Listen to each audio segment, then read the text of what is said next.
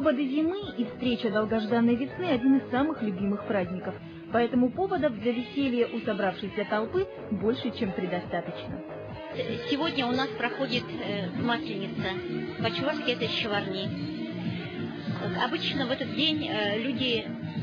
Это гуляние. Это чувашское гуляние. Люди собирались, ходили в гости друг к другу, пекли пироги, блины, как всегда, угощали друг друга, говорили хорошие слова и устраивали вот такие вот гуляния на площадях, деревень, улиц.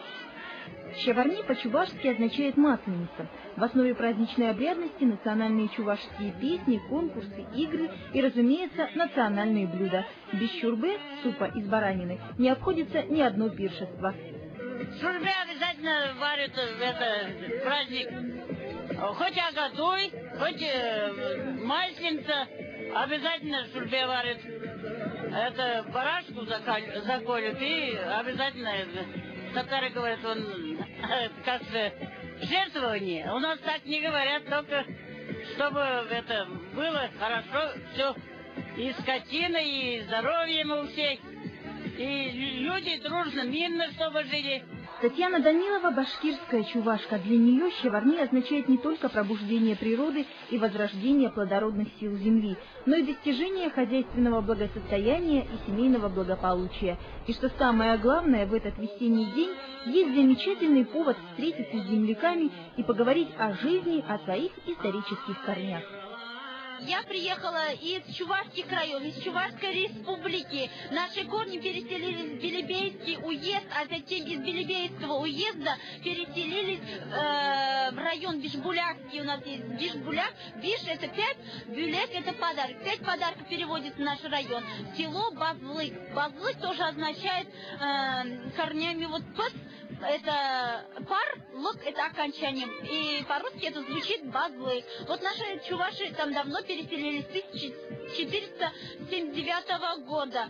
А здешние чуваши, сибирские чуваши, тоже переселились из Чувашской республики. Наверное, я так думаю, с набегами вот всяких вот этих войск они переселились сюда, кочевники были декабристы ссыльные, да? Они сюда приезжали, их сюда отправляли как бы работать и леса срубать, строить дома, возрождать вот эти земли.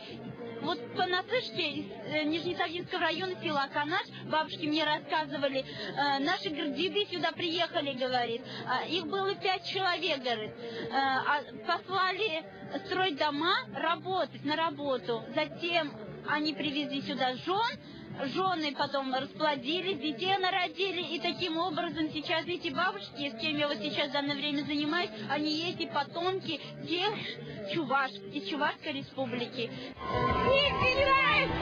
Давай!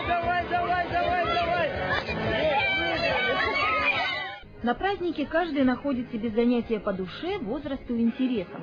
О том, что здоровью маленьких семенцев можно только позавидовать, говорят их многочисленные победы в конкурсах. Мальчишки и девчонки с удовольствием принимают участие то в перетягивании каната, то в борьбе с мешками, то наблюдают проводы зимы с высоты деревянных ходуль.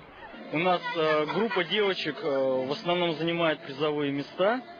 Вот. Они очень хорошо показали себя, когда боролись с мешками. Вот, и также на санках они, то есть дети молодцы у нас растут, спортивные. По традиции, с проводами зимы все плохое остается позади. Весенними лучами солнца приходит радость и хорошее настроение. Чуваши верят в то, что добрые слова, пожелания, сказанные от чистого сердца, обязательно сбываются. Этот народ всегда жил в единстве и родстве. Их сегодня в разных уголках Семенской области проживает более 30 тысяч. Себя они называют одним красивым словом «таван», что в переводе означает «родня». Как и положено, в семейном кругу совершается самый главный обряд щеварни – сжигание масленицы и официальная встреча весны. Людмила Черкасская, Борис Беляков, Вести, регион Тюмень.